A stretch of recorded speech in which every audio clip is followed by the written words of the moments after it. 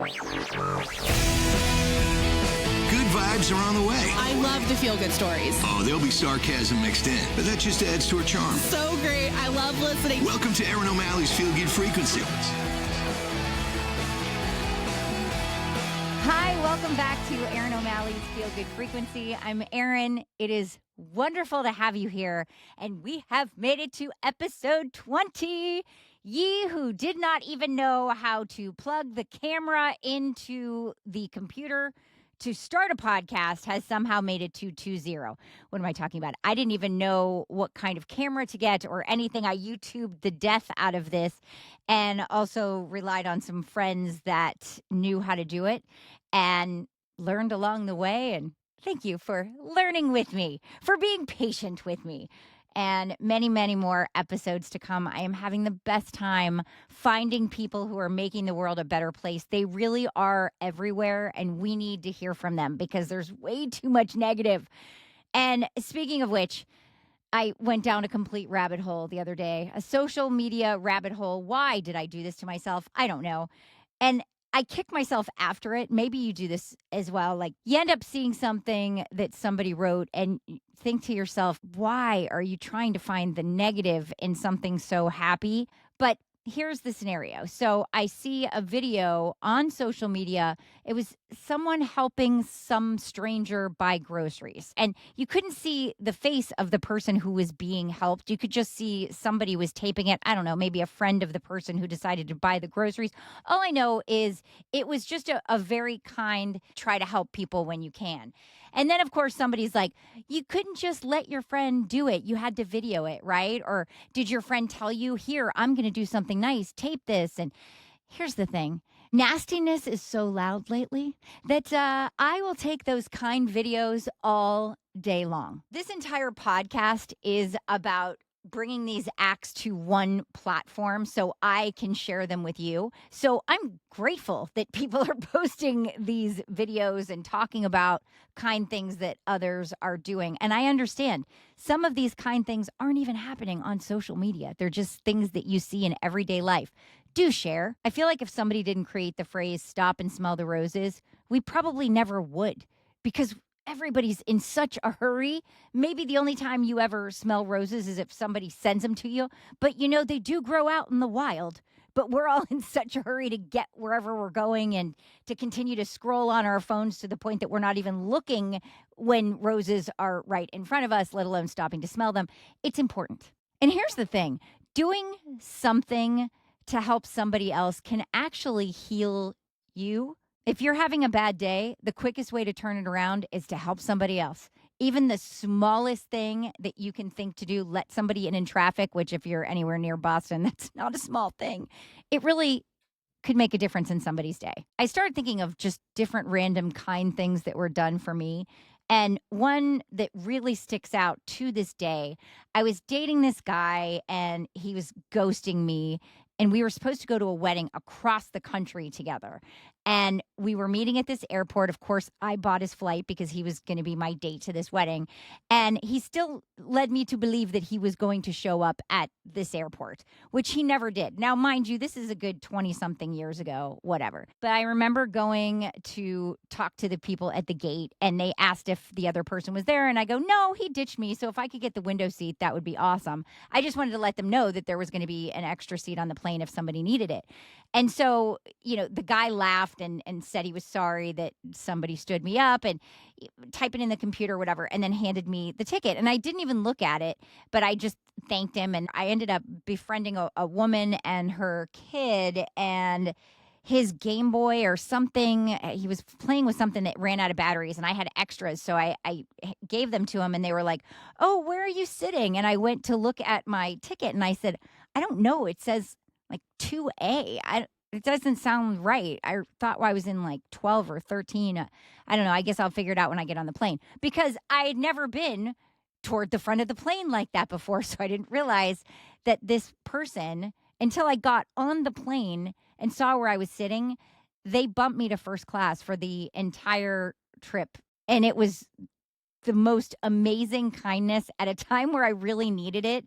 And I went to get off the plane to go thank the guy, and I couldn't find him. And then I had to sit down because we were leaving. But I'll never forget him. It was so, so sweet. And I know I've mentioned it before, but when I was battling cancer, I ended up the first treatment dressing like Wonder Woman. And I really did that for myself just to kind of remind myself that I could handle it and I was tough and cancer messed with the wrong chick and all that. But when I got to treatment and I saw all these other women smiling when they saw the outfit and you go, girl. I thought, you know what? I'm wearing it to every single one because I watched their spirits lift along with mine, and it made a huge difference. It made me actually look forward to chemo. And truly, who says that? Nobody. I don't know. Is it selfish to feel happy when you've cheered somebody up? If that is the case, then I'm okay with that. I'm okay. If that's like my selfish thing, I'm just fine with it. And I say this all because if no one ever talked about the good that they've done or a foundation that they began, how would the rest of us know about it? And so many of these organizations end up inspiring others to do something similar to help the world as well. That can't be bad. This brings me to my guest today. I thought for my 20th episode, I would share a personal story that happened recently, and it was really cool. Somebody showed up at our door that we did not expect, and we made a new friend and laughed a lot. It is something that maybe you've heard of happening across the country. I talked about similar stories on the radio many times, never in a million years thinking it would happen to me. It's been a while since we did the Shine and Bright Spotlight, so I'm bringing it back because this guy definitely earned it. It's time for the Shine and Bright Spotlight on Erin O'Malley's Feel Good Frequency. I am so excited to be here with Officer Swift. Of course, you share your name with one of the great people who are making the world a better place, Tay Tay. No relation, right? No, Just I don't checking. think so. I'd look at that family tree because you never know. Yeah, maybe I shouldn't. So I wanted to have you on because something happened a couple weeks ago that was so spectacular that I almost felt bad for you because I thought, here's this guy doing something nice and he has no idea that I'm now going to be stalking him. Like, please be on my podcast because this is the coolest thing ever. So my husband door dashed, and honestly, the man does that so often. I mean, anybody in this neighborhood probably thinks that I don't cook or don't know how to cook, or my husband just throws it away. But I swear to God, he just likes to eat a lot. And so he had ordered DoorDash from Chili's, and we were waiting and waiting, and it kept saying that the guy was getting rerouted. And we're like, what the heck is going on with this delivery? And then all of a sudden, bing bong, and it was you. Yeah, that was funny. First of all, have you ever done that before? That was my first one. You see it on, the TikToks and stuff like that. And I wasn't doing it for that. It was, I asked them, I said, is this your food? And they were like, no, we're doing DoorDash. And because they couldn't drive the car after that. And I said, all right. And I asked my sergeant, he said, yeah, take it to them. And I said, okay. So like you said, I've seen this happen different parts in the country. And I've actually talked about it before, just saying how cool it is that, an officer has gone above and beyond to make sure that somebody gets their meal. But I never in a million years thought that it would happen to me. So I was giddy, excited. I was like, I don't even care if I eat. I am just so excited that this actually happens in real life. And it was just awesome to see you there. Now, I know that it's a matter of public record and you don't have to say anything, but one of the first things that I said was, because I thought something happened to the guy, like he was in a car accident, because they kept saying like it was rerouted, because, you can track DoorDash. And so I thought, oh my gosh, this guy is like half dead on the side of the road. And you were so professional with your, well, I mean, he's probably had better days, but he's going to be okay. It is a matter of public record. So can I say it? What I read happened to him? If you read it, it's not coming out of my mouth. If whatever you want to say, that's fine with me. The gentleman was unable to continue with the delivery because he got a DUI. So thank you for making the streets safer because, I mean, yeah, it was around dinner time, but it certainly wasn't like party time, 2 a.m. kind of thing. So it was the last thing I would have ever expected. But when you showed up at our door, you had the biggest smile on your face and you asked if this was our house and if we ordered a delivery. And go ahead, tell me what you said because you saying it makes it even better. Obviously, we don't really get to have a lot of fun on this job all the time. Yeah. Some of it's good, but when you get to do something like that, I don't know. I like to have a little fun and meet new people and stuff. So for me, it was kind of neat. I just walked up and rang the doorbell and nobody came and the door, until I started knocking because that's when I heard the dogs barking. So I was like, all right. So I just waited and then your husband came to the door and I just kind of like lifted it up like I was the driver and said, oh, Jody M, whatever. And he said, yeah. And he was like, what the hell? And it was just, we had a good laugh and he shook my hand and made me smile. And I was on a double that day and I'd already been there a good long time. And it was just, I like to do the fun stuff here and there. It breaks up the monotony of it all, Well, it absolutely made our day. And I've told everybody, I actually put the video up on social media too. And I was like, this is the greatest guy. He is so cool. And then people in our community are like, oh my God, of course it's Officer Swift. Like he's the best. Of course he would be the one to deliver. Like, I don't know if anybody else would step up like that. That is so him. And man, you have a whole cheering section in town. And they also said that I read, you go to the schools, the kids all know you. Well, you stop at, I want to say maybe the elementary school a couple times a week. Can you tell me a little bit about that? Yeah, it's kind of part of our regular patrol. We, when I first started, it was, they kind of give you some duties to do throughout the day. Throughout your normal patrol or doing your traffic stops and this, they give us some checks to do. And one of them is a walkthrough at the elementary school. And it's more like just to be present and deter anything that might, be in the works and just, be part of the community, get to know the kids, get to know the teachers, the people you work in town with. And I have fun with it because I go into the classrooms or the lunchroom and sit with the kids and, hoot and holler and joke around with them. And we have some fun over there. So it's a good time. And it's a good part of the job you get to do.